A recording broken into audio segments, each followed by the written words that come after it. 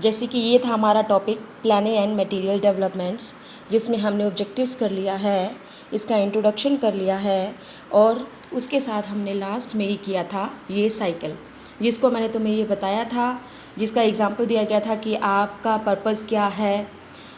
इस आप diet institute में आए हैं, आप क्या करेंगे, कंटेंट, उसके बाद कंटेंट इकट्ठा करेंगे, फिर हम आपको इंस्ट्रक्शनल स्ट्रैटेजीज़ बताएंगे, उसके बाद आपका लर्निंग आउटकम्स होता है, जैसे कि हम आपका एग्ज़ाम लेते हैं, जो रिज़ल्ट्स होते हैं, और हम उसके बाद आपको इवेल्युएट करते हैं।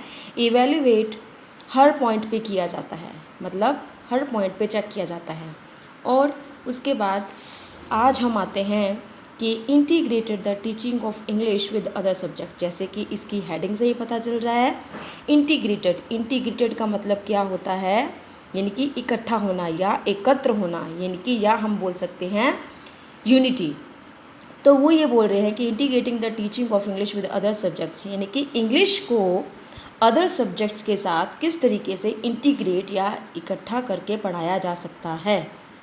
और इसमें हमें क्या बताया गया है, इंटीग्रेशन इज़ द यूनियन, जैसे कि मैंने आपको बताया था ये यूनिटी को डिनोट करता है। तो यूनियन ऑफ और ब्रिंगिंग टुगेदर ऑफ टू और मोर थिंग्स, दो और दो से अधिक चीज़ों को एक साथ जब हम यूनियन करते हैं या इकट्ठा करते हैं, दैट मीन्स वो होता है integration. In the case subjects, language learning is a long process and does not happen only in the language class. Therefore, subject teachers should work together when planning for the year's terms, studies, and see how best lesson can be organized across the academic year so that learning is supplemented and complemented to improve overall proficiency of the learners. However, one should be careful in the treatment of themes, content and issue handling. अब इस paragraph में हमें वो ये बताना चाह रहे हैं कि जब हम दो या दो से अधिक चीज़ों को इकट्ठा एक साथ करके चलते हैं, वो कहलाता है इंटीग्रेशन। और कोई भी एक जो टीचर है वो क्या करता है, अगर कोई भी टीचर जो अपना लेसन पढ़ाने के लिए क्लास में आया है, तो वो क्या करेगा, सबसे पहले मेन पॉइंट्स को, उस टॉपिक के मेन पॉइंट्स को नोट आउट करेगा, ब्लैक बोर्ड पे लिखेगा, उसको किसी टीचिंग एड से बताएगा, और वो क्या करेगा, पूरे ईयर या पूरा टर्म या पूरा जो सेमेस्टर होता है उसमें यही प्लानिंग करेगा कि मैं कैसे बेस्ट से बेस्ट लेसन को बच्चों को दे सकूं, जिससे मेरा जो रिज़ल्ट है वो अच्छा आए। तो ये सब क्या होता है, यूनियन होता है। क्यों? क्योंकि सिर्फ एक बुक ही काम नहीं करती, बुक के साथ हमें कई टीचिंग एड्स भी यूज़ करनी पड़ती है, जैसे कि हम ब्लैक बोर्ड यूज़ करते हैं, हम कोई भी मॉडल यूज़ कर सकते हैं, कुछ भी। उसके बाद उन्होंने ये बोला है कि seeing how English a medium and not a subject could add to specific vocabulary comprehension and other skills required for proficiency in another subject. It is very important that elementary schooling is seen and planned for in this light.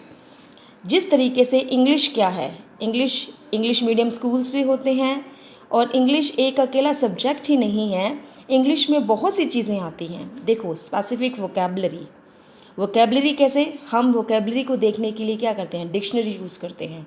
बहुत से ऐसे शब्द हैं जिनका हमें अर्थ नहीं मालूम होता, तो हम उसको कहाँ देखते हैं, डिक्शनरी में देखते हैं। तो वोकेबलरी, उसके बाद कॉम्प्रिहेंशन का मतलब उसका अनुवाद करना।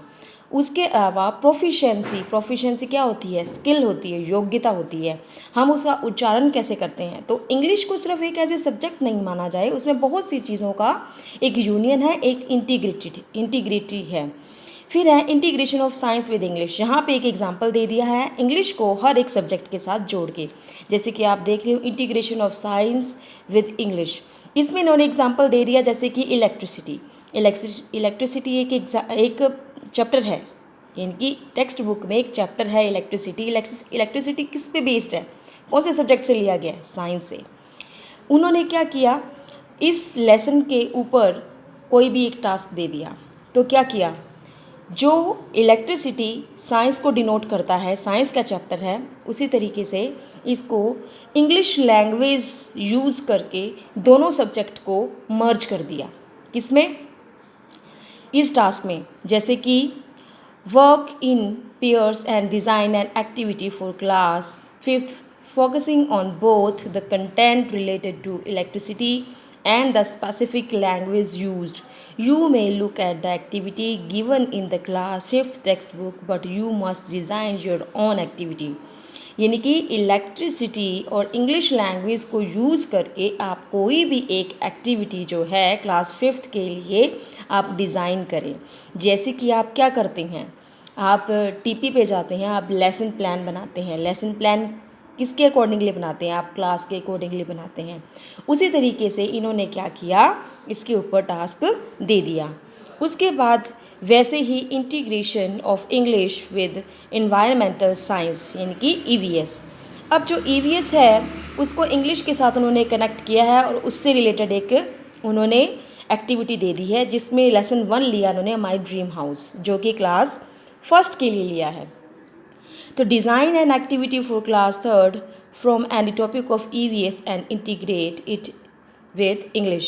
You may look at the activities given in the class 3rd textbook but design your own activity.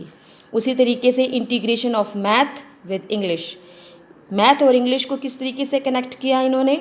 Design a speaking activity for class 1st integrating math with English. You may look at lesson 7 in the class 1st text as a example. ये इन्होंने उसके साथ example भी दे रखे हैं। Integration of art and craft with English, art and craft को English के साथ कनेक्ट करके इस तरीके से एक एक्टिविटी बता दी गई है, जैसे कि ये बताया गया आपको। इसमें picture 1st, picture 2nd, picture 3rd, picture 4th बता रखी है। इसमें क्या बता रखा है, सम पिजन वर ईटिंग ग्रेन्स, मतलब कुछ जो कबूतर हैं वो कुछ दाना चुग रहे हैं। इसमें इस तरीके से जो बच्चा इस चीज़ को देखता रहेगा और बच्चा उस तरीके से उसमें से जो भी चीज़ उसको सीखने की है वो ग्रैस्प करता रहेगा, इकट्ठा करता रहेगा।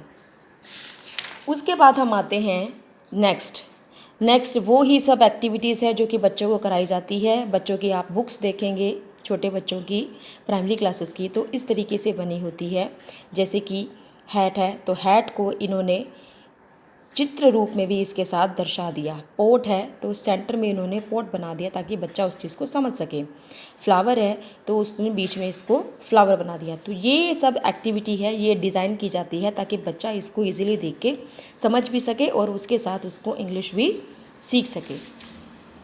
नेक्स्ट इसके साथ इन्होंने बताया है understanding and analysing the syllabus guideline for primary level teaching in Rajasthan. अब उन्होंने ये बताया है कि राजस्थान में किस तरीके से अगर हम एनालाइज करें तो सिलेबस की क्या गाइडलाइन है प्राइमरी लेवल के लिए। तो उन्होंने बताया कि ये syllabus is an expression of opinion on the nature of language and learning. It acts as guide for both teacher and learner by providing the goals that need to be achieved. It serves several important purposes, the most basic of which is to communicate the course design, example goals, organization, policies, expectations and requirements. तो कोई भी government है जो primary level के लिए कभी भी जब सिलेबस बनाएगी तो उसके दिमाग में क्या चीज़ रहती है, हमारा उद्देश्य क्या है, हम किस ऑर्गेनाइजेशन के लिए बना रहे हैं और हमारी क्या पॉलिसी होनी चाहिए, किसी रूल्स के अकॉर्डिंग ही बनाएंगे और हमारी क्या एक्सपेक्टेशंस हैं। मान लो प्राइमरी लेवल के बच्चों के लिए उनके माइंड को देखते हुए, उनकी मेंटल एबिलिटी को देखते हुए हम क्या एक्सपेक्ट कर सकते हैं कि बच्चा क्या सीख सकता है, ABCD। तो हम जो भी सिलेबस डालेंगे तो वो उसके अकॉर्डिंगली ही डालेंगे और हमारी रिक्वायरमेंट्स क्या है। उसके बाद उन्होंने ये बताया कि it also gives A specification of the content of A course and list what will be taught and tested, मतलब कि बच्चों को क्या पढ़ाया जा सकता है और बच्चों का क्या टेस्ट लिया जा सकता है। Syllabus design is an aspect of curriculum development. However, it can also be seen as a summary of the content to which learners will be exposed. जैसे कि उन्होंने क्या बताया है, मेनली इस बारे में क्या बताना चाह रहा है कि करिकुलम डेवलपमेंट जब भी होता है, जैसे कि in Rajasthan English learning start from class 1st onwards, मतलब क्लास 1st से जो है उन्होंने इंग्लिश लर्निंग स्टार्ट की है। Rajasthan has developed the syllabus for elementary level class, मतलब एलिमेंट्री लेवल पे क्लास 1st से लेके 8th तक जो भी है वो NCF 2005 के ऊपर अकॉर्डिंगली उसके ऊपर बेस्ड होता है। The syllabus in appropriates both stage wide stage wise as well as class wise objectives for language learning and acquisition of competence यानी कि कुशलताएं। और इसके ऑब्जेक्टिव्स क्या होते हैं? ऑब्जेक्टिव्स क्या है? जैसे कि स्टेज फर्स्ट है, क्लास फर्स्ट और सेकंड के लिए सबसे पहले क्या ध्यान देना है? Building familiarity with the English, क्योंकि इस समय पे हमें सबसे पहले उसको फैमिलियर करना है इंग्लिश लैंग्वेज के साथ। उसमें क्या करेंगे? Language in common use with A focus on pre literacy skills. और स्टेज सेकंड आती है क्लास थर्ड से लेके फिफ्थ तक। इसमें फोकस किस पे करते हैं? बेसिक लिटरेसी स्किल, मतलब बेसिक उसको लिखना बताया जाता है कि पहले तो उसको फैमिलियर करते हैं उस सब्जेक्ट के साथ, उसके बाद उसको बेसिक चीज़ों के ऊपर बताया जाता है कि किस तरीके से ए लिखा जाता है, किस तरीके से बी लिखा जाता है।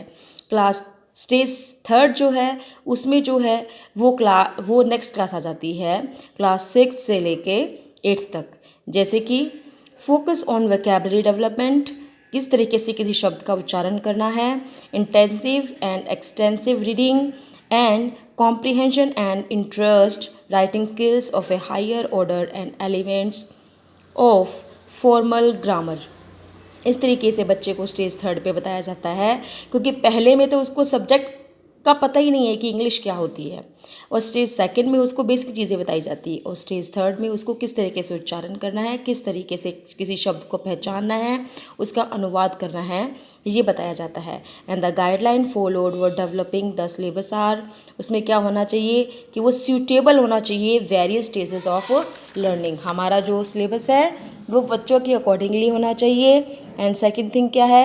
डायरेक्टली और indirectly provide a selection and gradation of language items to be learned taught that are appropriate to the level and stage. वही चीज़ बताना चाह रहा है कि हम इस तरीके से डायरेक्टली और इनडायरेक्टली लैंग्वेज को बच्चे को लर्न करा सकें। Provide a range of strategies for the teachers को इस तरीके से हो कि वो बहुत सी एड्स यूज़ करके बच्चे को समझा सके। Ensure that the teacher is an active participants, teacher एक एक्टिव पार्टिसिपेंट्स होना चाहिए टीचिंग लर्निंग प्रोसेस में, ताकि बच्चा उसको अच्छे से सीख सके। And provide a room for practising listening, speaking, reading and writing skills के लिए एक रूम प्रोवाइड करना चाहिए। And provide a non threatening and learner friendly continuous, मतलब लर्नर फ्रेंडली इन्वायरमेंट होना चाहिए। बच्चा डरा सा नहीं रहना चाहिए, बच्चे को अगर कोई दिमाग में क्वेश्चन आता है तो उसको वो पूछ सके। And provide scope for the teacher learner and learner material interactions in the learning process. पूरी लर्निंग प्रोसेस में टीचर लर्नर का और लर्नर और मटेरियल इंटरेक्शन का जो प्रोसेस है वो ऑल ओवर बहुत ही बेस्ट होना चाहिए। तो ये हमारा आज का जो टॉपिक है वो हमारा फिनिश होता है। उसके बाद हम नेक्स्ट अगली क्लास में पढ़ेंगे। आप इसको अच्छे से एक बार फिर से पढ़ें, मैंने आपको पढ़ा दिया है, और इसमें अगर कोई भी आपको डाउट है तो आप पूछ सकते हैं और इससे रिलेटेड आप क्वेश्चन करें। Thank you.